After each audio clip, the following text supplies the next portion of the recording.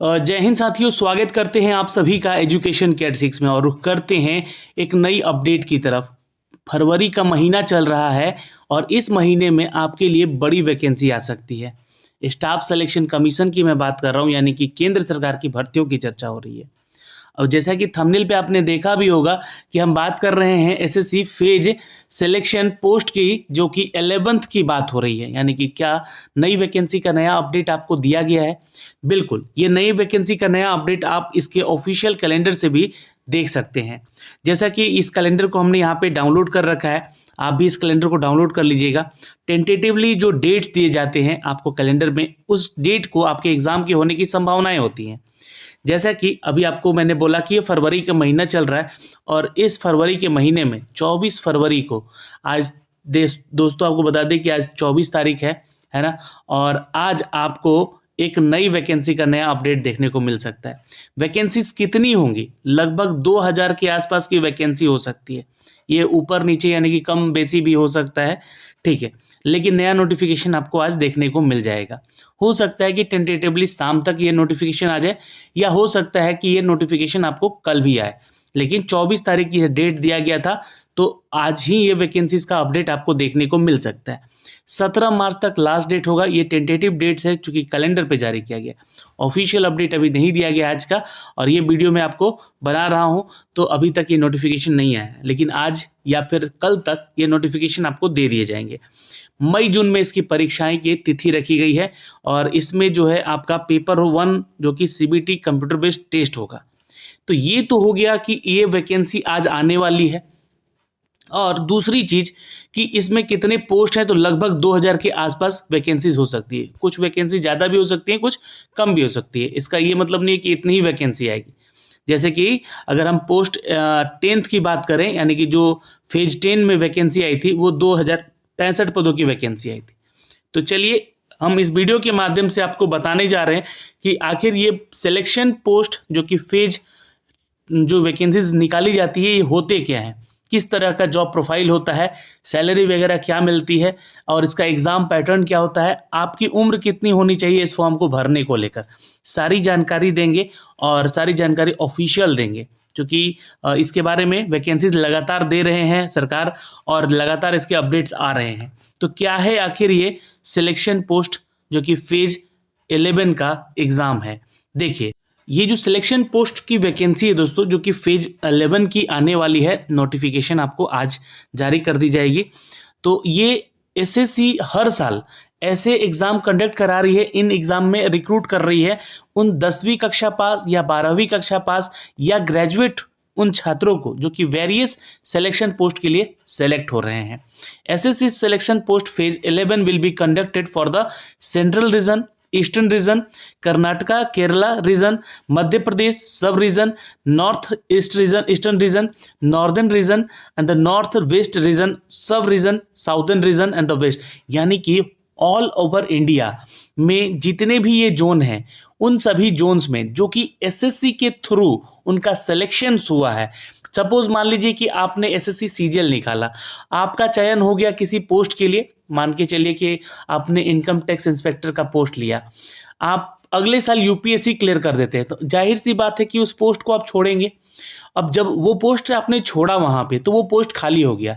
या फिर बहुत सारे ऐसे लोग होते हैं कि हर साल रिटायरमेंट हो रहे हैं, तो अब उनकी जगह जो पोस्ट खाली हो गया है, सपोज मान लीजिए कि 400 कुछ सीट खाली हो गया, कुछ 200 सीट कहीं किसी विभाग में खाली हो गया, तो ऐसे छोटी छोटी संख्या में वैकेंसीज खाली हो रही हैं।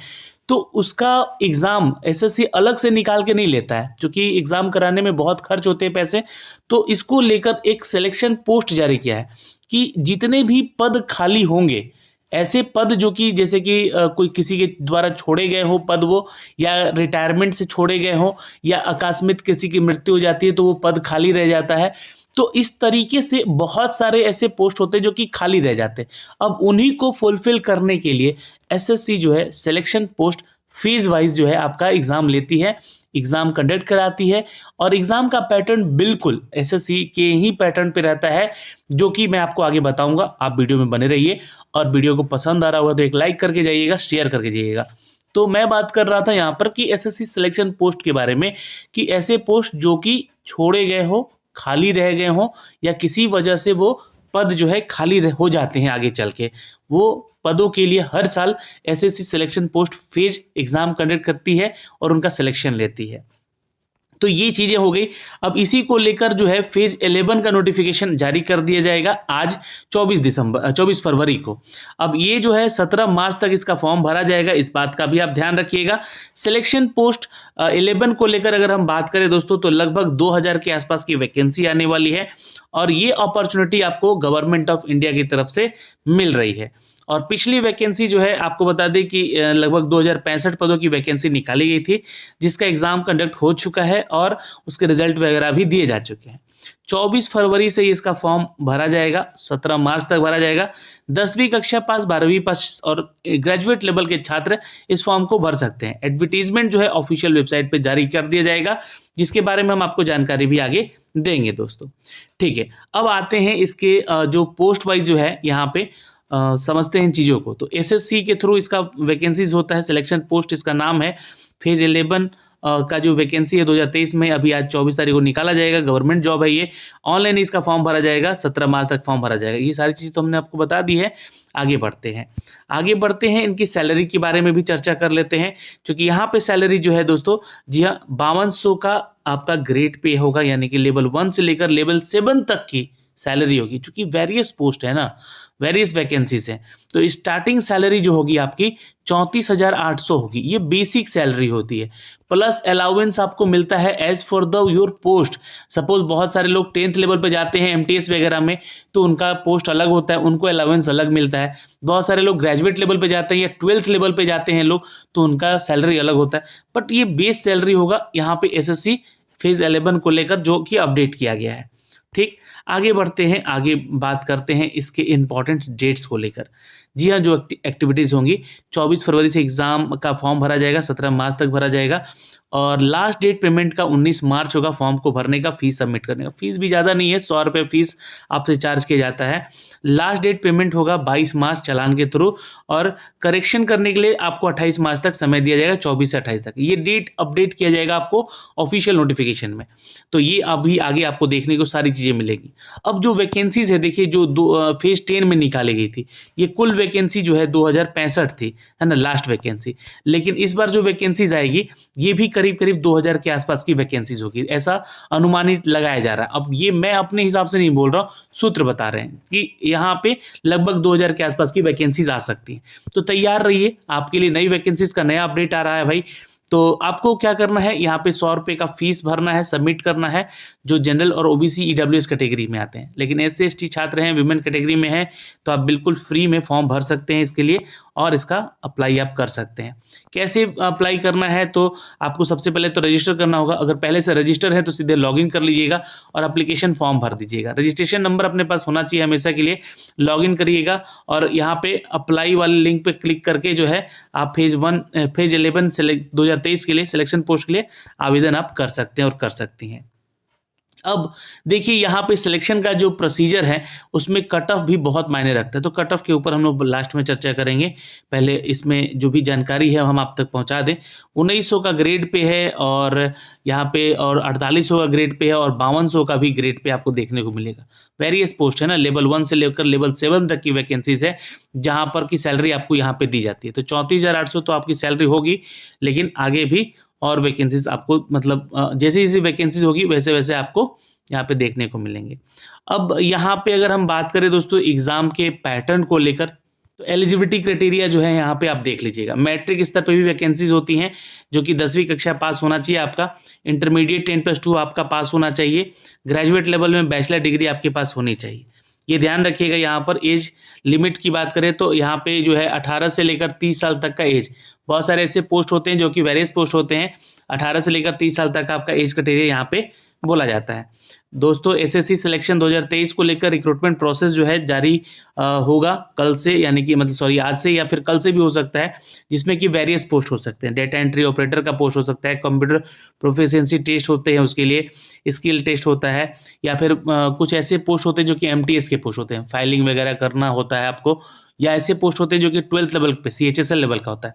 या ग्रेजुएट लेवल का भी पोस्ट होता है जिसके लिए वैकेंसीज निकाली जाती हैं, उनकी संख्या वैसे कम होती है। ठीक, अब देखिए यहाँ पे जो है एग्जाम पैटर्न को थोड़ा समझ लीजिए, क्योंकि हर साल की तरह इस बार भी एसएससी ने अपने सारे एग्जाम के पैटर्न बदल दिए हैं। तो यहाँ पे देखिए 100 क्वेश्चन रहेगा, जैसा कि पिछला आपका एग्जाम हुआ था 2000 जो लास्ट एग्जाम हुआ था पोस्ट 10 के लिए, फेज 10 के लिए 2 मार्क्स के हर एक एग्जाम होंगे। ड्यूरेशन आपका 60 मिनट का होगा और 80 minute for the candidate belonging to scribe, मतलब जो भी कैटेगरी में आते हैं। पेनल्टी यहाँ पे 0.50 की होगी, यानी कि जी देखिए बिल्कुल यहाँ पे एसएससी पैटर्न का, यानी कि सीधे आधा नंबर कट जाएगा। 2 मार्क्स तो मिलेगा सही पे, लेकिन 0.5 जो है आपका मार्क्स काट लिया जाएगा अगर कुछ गलत होता है तो। ठीक है, तो बहुत बड़ा मतलब रिस्क होगा अगर गलत क्वेश्चन अटेम्प्ट करते हैं तो। ये तो हो गया आपका पैटर्न। और there will be 4 parts in the examination. अब वो पार्ट्स को समझते हैं हम लोग। यहाँ पे एग्जाम पैटर्न समझिएगा। ये आपका जो एग्जाम है ये फेज 11 एग्जाम पैटर्न का है, जहाँ पे आपको पार्ट ए में जनरल इंटेलिजेंस यानी कि रीजनिंग के क्वेश्चन होंगे 50 मार्क्स के होंगे। वहीं पार्ट बी में जनरल अवेयरनेस के क्वेश्चन होंगे 25 क्वेश्चन होंगे 50 मार्क्स के होंगे। क्वांट के क्वेश्चन होंगे जो कि 25 क्वेश्चन होंगे 50 मार्क्स के होंगे। इंग्लिश का क्वेश्चन होगा जो कि 25 क्वेश्चन होगा 50 मार्क्स का होगा, यानी कि 200 मार्क्स का ये पूरा एग्जाम है। 100 क्वेश्चन है आपके सामने जो कि ये एग्जाम आपका कंडक्ट कराया जाएगा दोस्तों। ठीक है, अब यहाँ पे तो हमने आपको बता दिया। अब ये इसका सिलेबस है, सिलेबस भी थोड़ा सा ध्यान दे दीजिएगा तो आपको याद हो जाएगा। General reasoning, general knowledge, quant और इंग्लिश के लिए क्या क्या पढ़ना है। रीजनिंग में बात करें तो verbal reasoning, syllogism, circular setting arrangement, linear setting arrangement, double lineup और scheduling, input output, blood relation, direct and the distance, ordering and the ranking, data sufficiency, coding decoding और कोड इनइक्वालिटीज़। वहीं पे अगर GK की बात करें तो important schemes Bharat सरकार की जो है, पर्सनल इन न्यूज़, जो भी पर्सन न्यूज़ में है, पोर्टफोलियो, स्टैटिक जीके में आपको हिस्ट्री ज्योग्राफी भी पढ़ना होगा। यहाँ पे साइंटिफिक रिसर्च के बारे में जानना होगा। इंपॉर्टेंट डेट्स जो कि दिन और दिवस के बारे में पूछे जाते हैं। इंटरटेनमेंट्स यानी कि फिल्मों से भी क्वेश्चन पूछे जा सकते हैं। स्पोर्ट्स से क्वेश्चन होंगे, बुक और ऑथर से होगा, अवार्ड से होगा और सबसे इंपॉर्टेंट करेंट अफेयर से क्वेश्चन आपको ज़्यादातर देखने को मिल सकते हैं।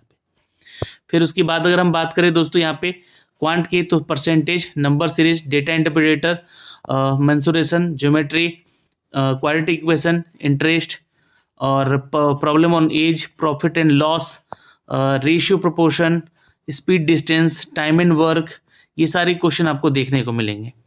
फिर नंबर सिस्टम, डेटा सफिशिएंसी, ये सारे क्वेश्चन आपको देखने को मिलेंगे। इंग्लिश की बात कर ले तो ग्रामर आपका स्ट्रांग होना चाहिए। रीडिंग कॉम्प्रिहेंशन होगा, यहाँ पे वोकैब होगा। फिर verbal ability, synonym antonyms, active passive voice, parajumble, fill in the blanks, error correction. तो ये सारे टॉपिक्स आपके क्वेश्चन एग्जाम में पूछे जाएंगे दोस्तों।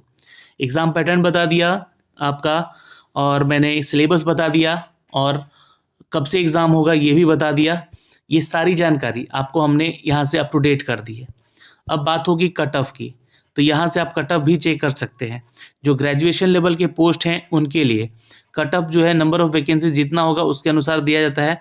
यहाँ पे गर्ल्स कैडेट के लिए इंस्ट्रक्शन है कि यहाँ पे 73.66 जो है कट ऑफ मार्क्स गया था पिछले बार।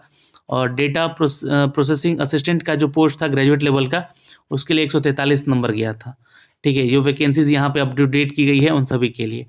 जूनियर ग्राफिक का पोस्ट था, ये भी ग्रेजुएट लेवल का पोस्ट है, इसके लिए टोटल 62 वैकेंसी थी। हायर सेकेंडरी पोस्ट के लिए यहाँ पे देखिएगा तो 132 गया था कट ऑफ लगभग। और स्टोर कीपर, एएसआई, कांस्टेबल, पैरामिस्ट और हेड कांस्टेबल की वैकेंसीज थी यहाँ पे। ठीक है, और मैट्रिकुलेशन लेवल पे देखेंगे तो 150 गया था कट ऑफ, जो कि एमटीएस और लेस्कार, एमटी हेल्पर और मेडिकल अटेंडेंट और मल्टीटास्किंग स्टाफ टेक्नीशियन के लिए यहाँ पे वैकेंसीज दी गई थी। उनके लिए ये मोस्ट वैकेंसी थी और इनका कट ऑफ इतना गया था लगभग लमसम। तो ये अपडेट है दोस्तों इन सभी बहाली की प्रक्रियाओं को लेकर जो कि हमने अब तक साझा किया है। अब 2000 से ज़्यादा वैकेंसीज आ रही है आपके लिए कल, तो आप तैयार रहिए इन सभी वैकेंसीज के लिए जो कि हमने आपको इसके लिए अप टू डेट किया है। फिर भी कोई डाउट है आप कमेंट सेक्शन में कमेंट करके पूछ सकते हैं। जय हिंद।